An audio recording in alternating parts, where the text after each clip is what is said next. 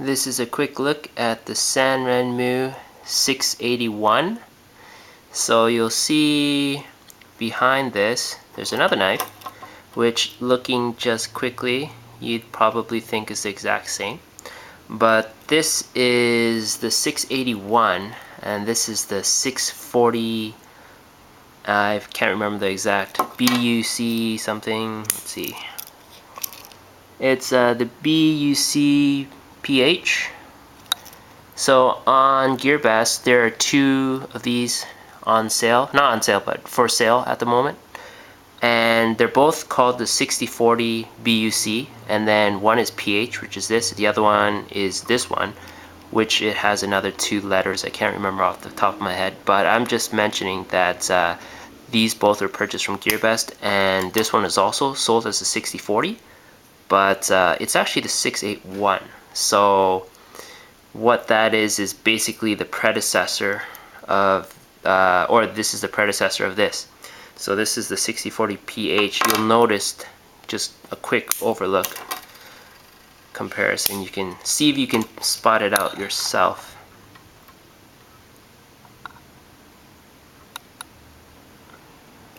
Now the back. That should be pretty apparent there. There. The other side. So yeah, if you saw these two knives and you said the thumb studs and the swedge, you're correct.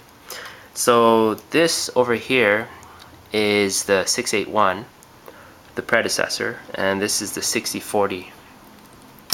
So basically, these were the older varieties that were sold prior to 2013. They have the old logo and the old model number system. So that was called 681. New ones are 640. So you'll notice that everything's almost exactly the same.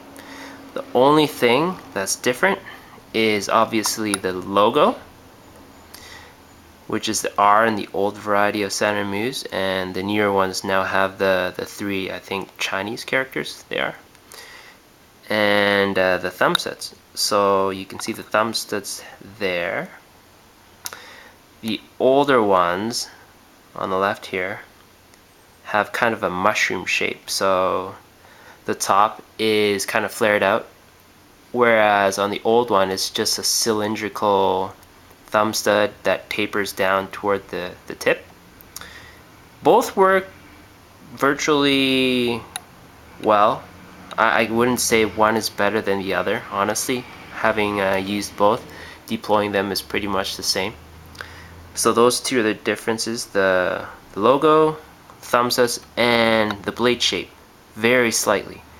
So you'll notice that on the new one here, there's just a section up top here, which is flat, and then of hollow ground all the way down to the bevel.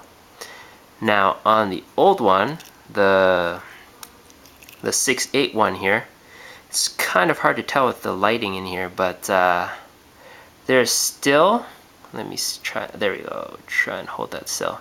The top here is flat, and then there's a hollow ground, but in addition, from about 1/3 the way out of the blade toward the tip, there's actually a very slight swedge on both sides.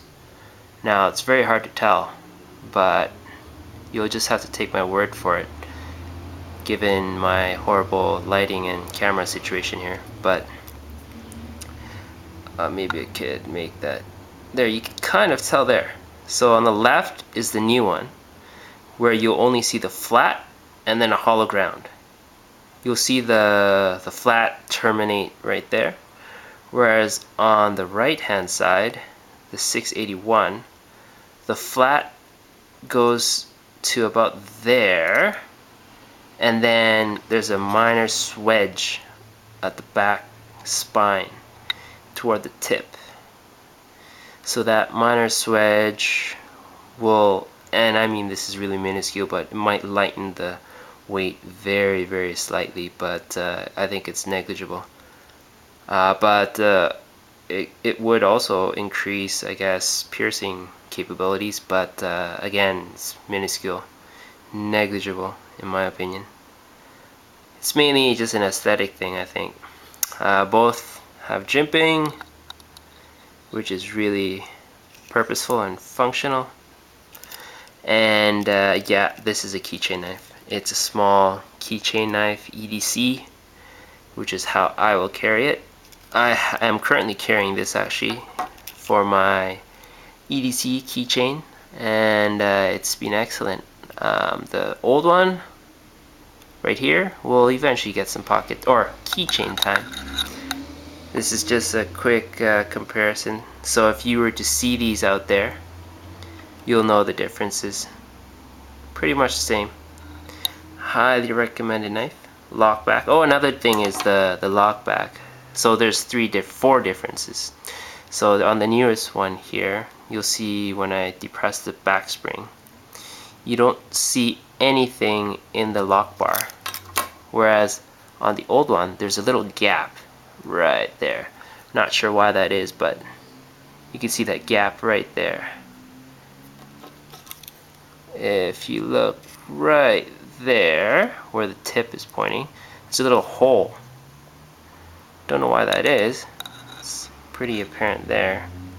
On the left there, you can see the hole right there. Whereas on the new one, that is not present. Kind of weird. I'm not sure why that is, but just another slight variation.